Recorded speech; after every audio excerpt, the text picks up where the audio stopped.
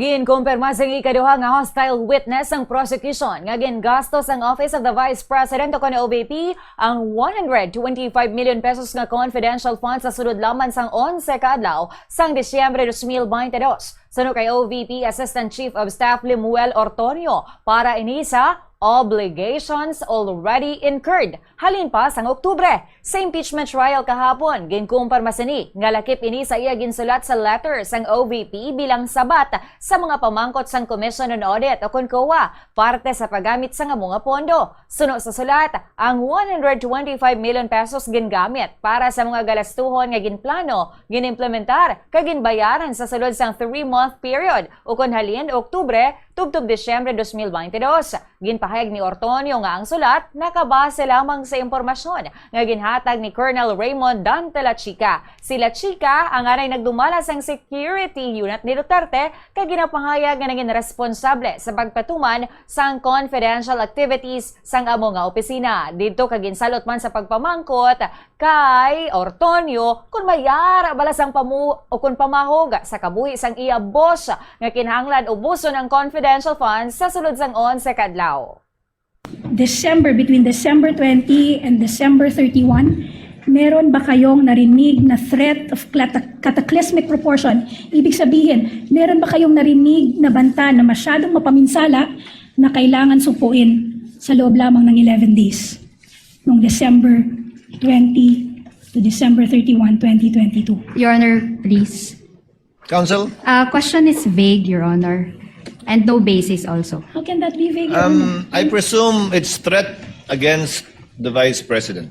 May alam po ba kayo na anong salita ulit yung ginamit mga attorney? May Threat of mapaminsala? cataclysmic proportion or banta na masyadong mapaminsala. Bantang mapaminsala. Kakaibang banta laban kay sa ikalawang Pangulo.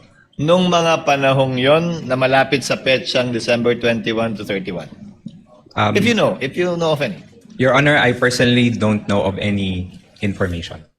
Samtang ginpamangkot naman ni Senate Impeachment Court Presiding Officer Francis Escudero kung ang quote-unquote obligations already incurred nagakahulugan balasang utang. Sabat ni Ortonio, hindi ini utang, kundi mga arrangement. Nga coordinate antes pagin-release ang pondo, kagin bayaran lamang ini sang nangin available na ang kwarta. Apang ginpanindugan sang prosecution nga sa idalom sang Joint Circular 2015-01 dapat maunaanay ang cash advance antes magasto kag ginadumilian ang paggamit sang cash advance para bayaran ang mga obligasyon nga nahimo antes pa gin-release ang pondo. Anong ibig sabihin para sa inyo nung sinulat niyo yon? Obligations already incurred. Sa simpleng Arrangements, salita, bayarin. sir, what I meant on this statement, sir, is that there are already arrangements that have been coordinated, sir, prior to the release of the funds. When you say arrangements nga, may pinangako ng bayaran, hindi pa lang nababayaran. Bayarin. Obligations already incurred. May obligasyon na. May pangako na bayaran. Yun ba yun?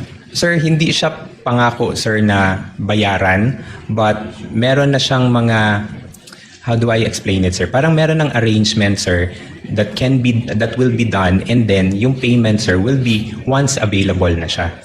Sir, in the ordinary course of meaning, that's how you define obligations already incurred that you wrote? Yes, sir. Based on how I understand the information, sir, that's how I indicated it in the letter. Si Lemuel Ortonio kag si Presiding Judge Cheese Escudero.